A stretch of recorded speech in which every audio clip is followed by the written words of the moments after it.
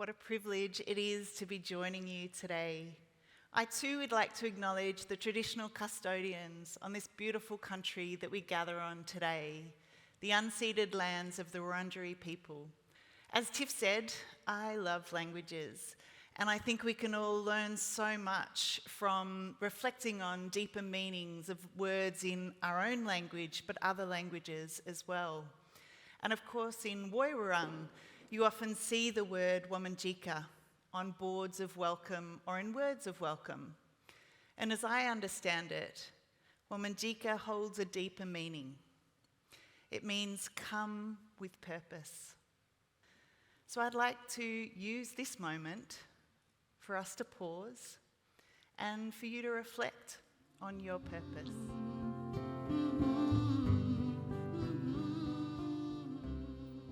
I don't know about you, but I find there's so much power that we can get sometimes in just pausing and grounding ourselves. Over the past 20 years, I held a number of roles at WaterAid. For the majority of the time, I was privileged to have roles that supported communities and our teams in Timor-Leste, Papua New Guinea, and Cambodia. And that meant I was lucky enough to be in communities when taps were turned on for the first time. When taps are turned on for the first time in communities where never in their wildest dreams did they imagine that they would have water close to home.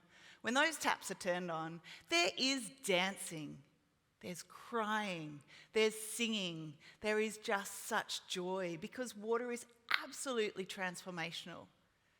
It lifts the burden for women and girls in particular of having to collect water. It gives them back time to do things for themselves. It improves health for children, especially kids under 5, and so much more. And we've heard already, and you know how essential water is. We know what a crucial role it plays. So for us to all be at our best, we need to be at our most resilient, our most collaborative, as we've heard today. We need to be at our most creative. So I've been thinking about what is it that I can contribute to your conversations, to this kickoff, as we think about how you can be at your best. And Pat, who we've heard today, but I've experienced over my 20 years as one of those leaders that I've learnt so much from. So it's been very humbling for me to be invited to share my leadership reflections. And let me be really clear about what I think of leaders. Yes, there are leaders who hold titles, which means they get grilled on the couch. And yes, there are leaders that are all of us without titles, but any of us that are bringing about change to the people around us or processes around us, we all have a role in leadership. And I've been thinking about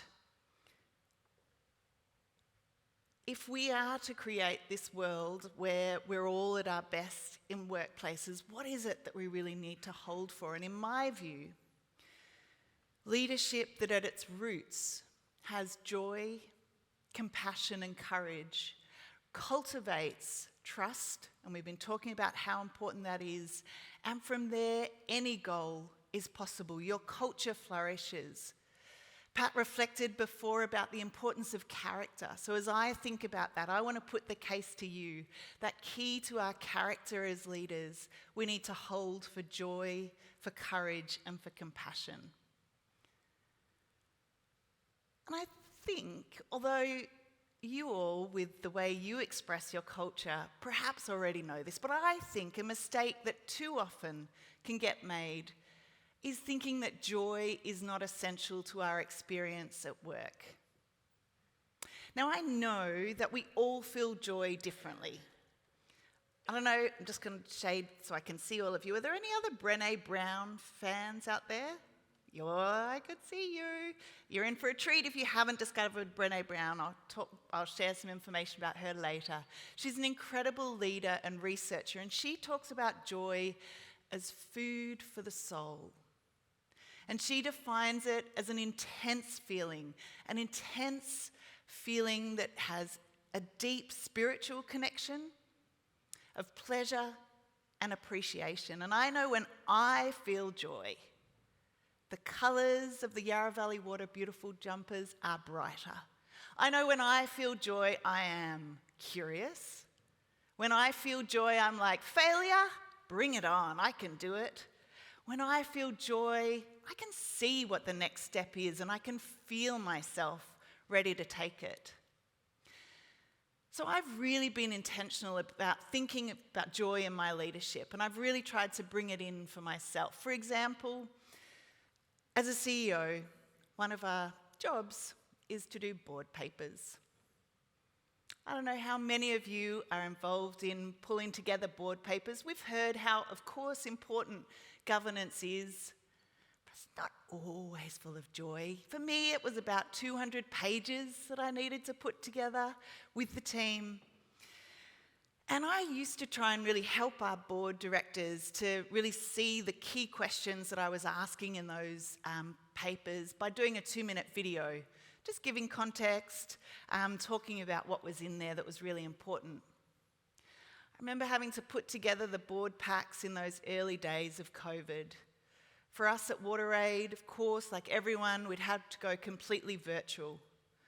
Many of our teams were impacted by COVID. Many of our team's family members passed away due to COVID. It was really tough times in so many ways. So I was trying to bring just a sprinkle of joy into my board pack preparation. So I decided to bring in a bit of music. I thought I'd put a soundtrack underneath my video for the board papers. So for my COVID board pack that I sent out one month, I had Marvin Gaye and Tammy Terrell singing, "Ain't no mountain high enough, ain't no valley." You can get the message, yeah? You know the song, I don't need to keep singing. We were going to get through whatever we were facing. And to my surprise, as I left WaterAid, one of my board members actually said that that was one of her favourite things about the board track, the music that went with the videos. So who wouldn't want more of that in your leadership and in your workplace? So I also try to bring it into how I'm engaging with my colleagues. For example, making tea in the kitchen one day with one of my finance colleagues, I asked her what was bringing joy to her day. Without a moment of pause, she said, Excel spreadsheets. And from that moment, we had this great conversation as a team, because for others in the team, Excel wasn't bringing them joy. But we created these great drop-in sessions at lunchtime where people could bring their Excel challenges and she would help solve them. It was amazing.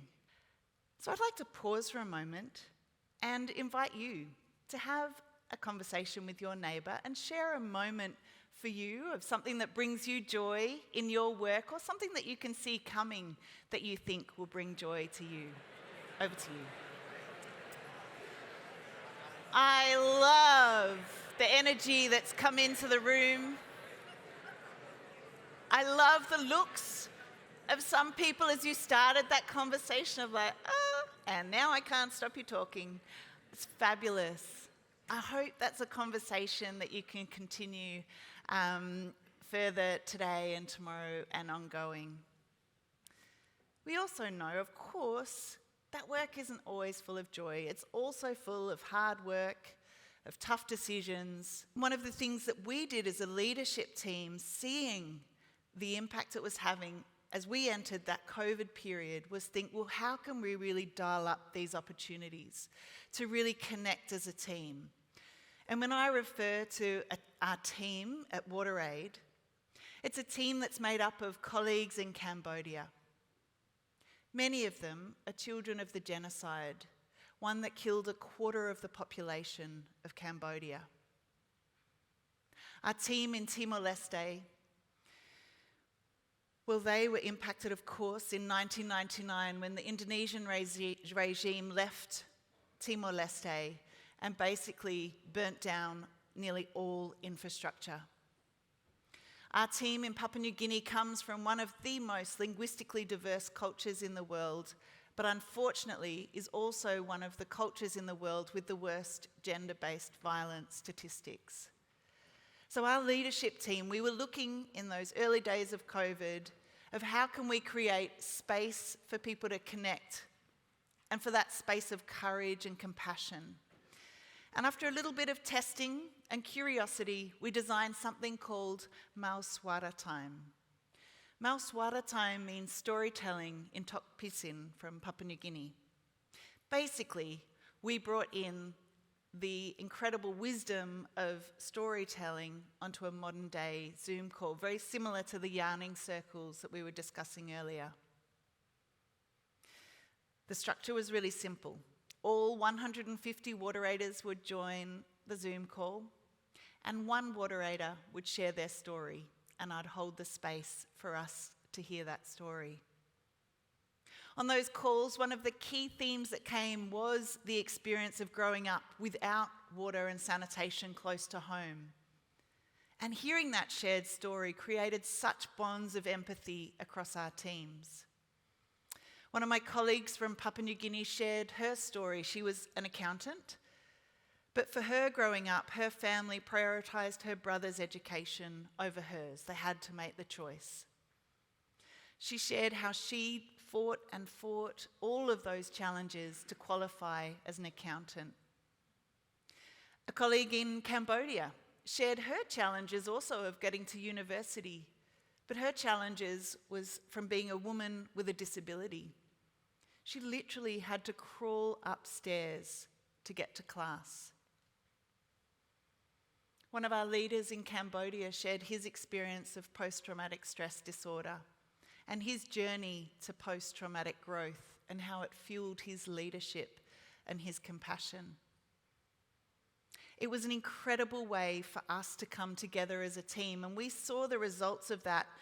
Similar to the stats that we saw earlier, our belonging and inclusion was nearly 100%.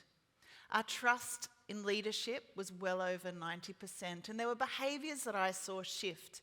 In regional meetings where people would often stay silent, were stepping up and asking strategic and challenging questions, just what you want in your teams. So for me, this has been my journey of thinking about how we can bring that joy, courage, and compassion into our work and our leadership. And I'd really like to invite you to think about that for yourself. I think secret source of all of that is vulnerability. If you want to feel joy and delight, we can't if we're closed and defensive. If you want to extend compassion in the toughest times, we can't if we're holding on to fear. So I want to share a story of vulnerability from my personal life. It's back some 23 years ago. I had my favourite cafe in Preston where I had met this lovely barista called Alberto. And Alberto invited me to his birthday party. I'll just give you the spoiler. He's my husband now. And I went to Alberto's birthday party, and everybody else there was of Latin American heritage, just as Alberto was. I mean, you can kind of imagine the vibe. There was a lot of food, there was a lot of fun, and there was music. Everyone else was dancing except for Rosie. I sat myself in the corner as the music played and everybody danced. And Alberto kept saying, listen, it's merengue. You just put one foot in front of the other and then you're dancing, right? Not for me. I was so scared and did not want to make a fool of myself. But I really had to lean into my vulnerability and my courage. And I would like to ask each and every one of you to embody that feeling of vulnerability right now with me. I can feel it. I can see it in your faces. I can see the fear. Come on. Let's all rise up. Come on. We can do it. Now it's one foot in front of the other. One foot. That's it. Come on.